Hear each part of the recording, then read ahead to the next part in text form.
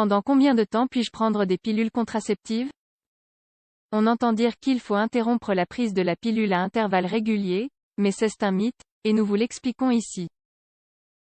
Les pilules contraceptives sont une méthode de contraception répandue.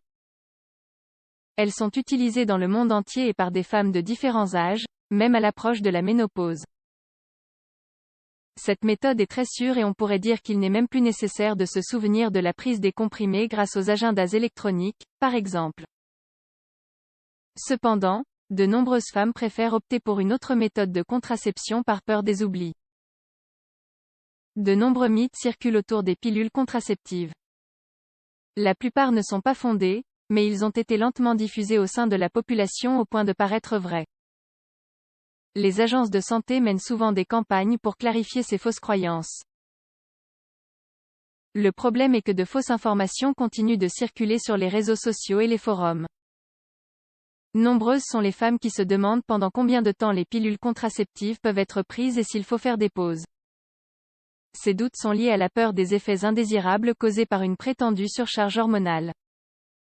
Comme nous le verrons, cette surcharge n'est qu'un mythe. Que sont les pilules contraceptives?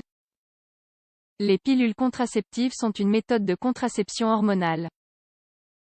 C'est-à-dire qu'elles sont basées sur l'utilisation d'hormones artificielles pour réguler le cycle menstruel d'une femme et prévenir l'ovulation.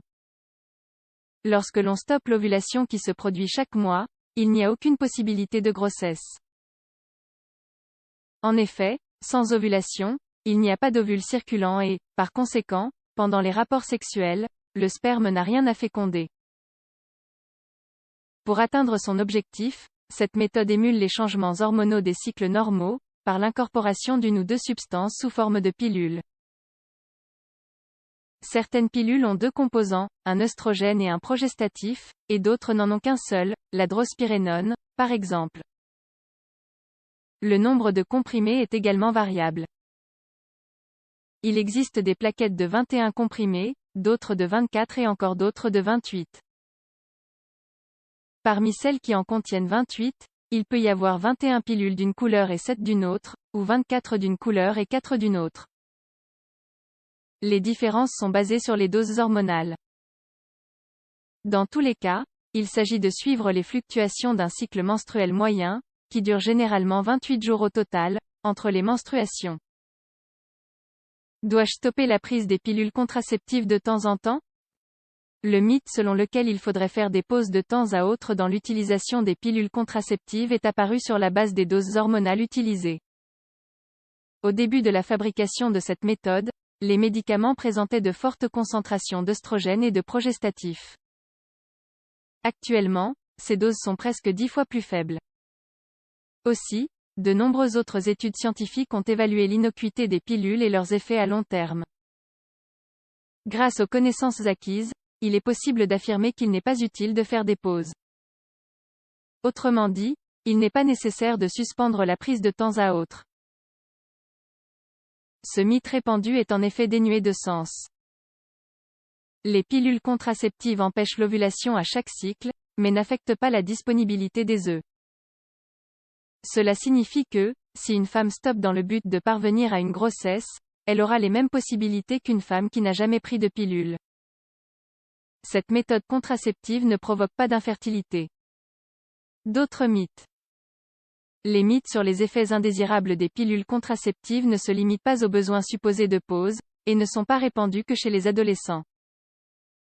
Malheureusement, leur diffusion a un impact négatif sur les programmes de planification familiale. La croyance selon laquelle les pilules contraceptives sont dangereuses est fausse. Avec une utilisation appropriée, leur efficacité est de 99%, un taux très élevé. En ce qui concerne la diminution du désir sexuel que certaines femmes craignent, la vérité est que les informations prêtent à confusion. Il en est de même avec le gain de poids qui leur est attribué. Les gynécologues conviennent qu'il s'agit d'effets pouvant apparaître au début de la prise, mais qui disparaissent plus ou moins après le 3e cycle de prise. De plus, ces effets n'apparaissent pas toujours. Idéalement, il est préférable de bénéficier d'une approche personnalisée. Chaque femme devrait consulter un gynécologue pour choisir la combinaison d'hormones la plus appropriée à son mode de vie, à sa constitution corporelle, à son âge et à ses comorbidités possibles. Il est inutile de stopper les pilules contraceptives. La réponse à la question qui nous intéresse ici est la suivante. Il n'y a pas de limite. La science a déjà confirmé qu'aucune pause n'est nécessaire et que les doses hormonales des présentations actuelles sont minimes, de sorte qu'il n'y a pas d'accumulation ou d'altération de la fertilité. Ainsi, la suspension n'est pas recommandée. À moins que la femme souhaite tomber enceinte ou entre dans la phase de la ménopause.